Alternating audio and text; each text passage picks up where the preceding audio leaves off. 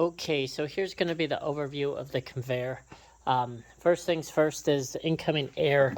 We'll have a little dial on here.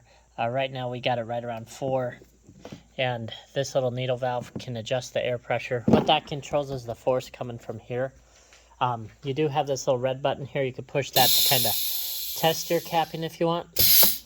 And then you also have these relief valves here. This kind of controls how fast this air cylinder is going up and down.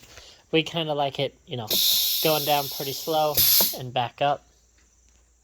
And then as far as installing these, basically they just go on these little inserts here, and then they're ready to go. We do have it activating on the button or foot switch. Right now I'm just going to use our laptop here. You can also activate it that way. You just have a few settings here. The settings are basically eye delay.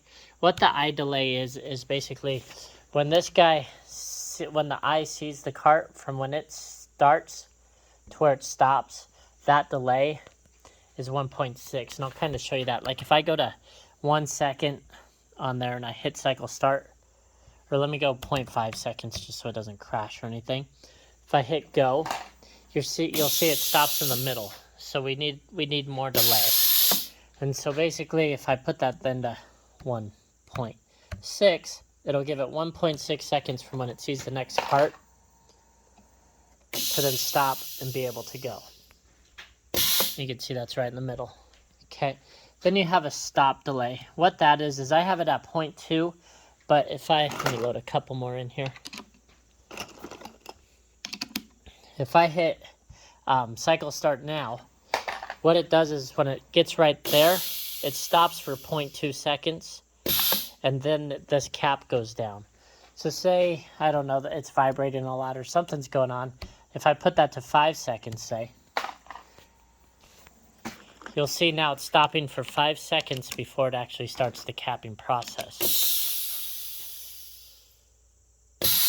Alrighty, so now it capped. And then the last one would be your capping delay. I have it at 3 seconds. Why I have it at 3 is when it does cap, you'll hear the cylinders in the back. Everything just stops. The pressure's at max after 3 seconds. So 1, 2, 3, and then the air pressure stops. So that way this guy's at max pressure for what I have it on here of 4 bar, and then it's good to go. If I drop that guy, let me put this guy back to 0.2. If I drop him to like a half a second and hit cycle start, you'll see it's just going to go half second up and down, which isn't enough time, so we needed to increase that. And I'll kind of show you again. So you can see it just went real quick, so that wouldn't work either.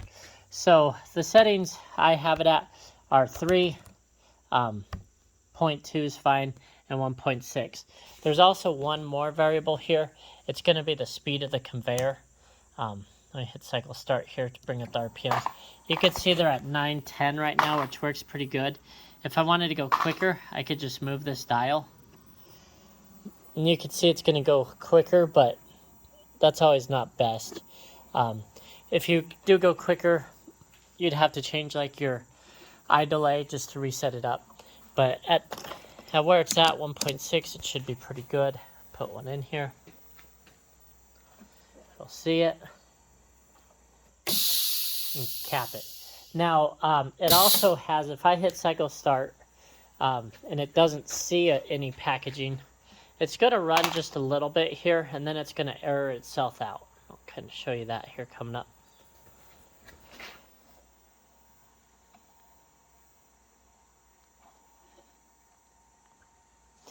You do got to give this guy enough overhang, otherwise sometimes they get stuck inside there when they can't fall down completely. They can get stuck and follow its way back. But you can see the machine stopped automatically. You can see it kind of alarmed out.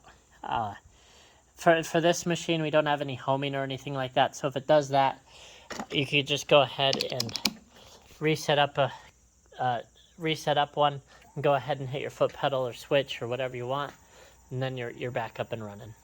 So that's kind of the overview of it. There's not a lot to it.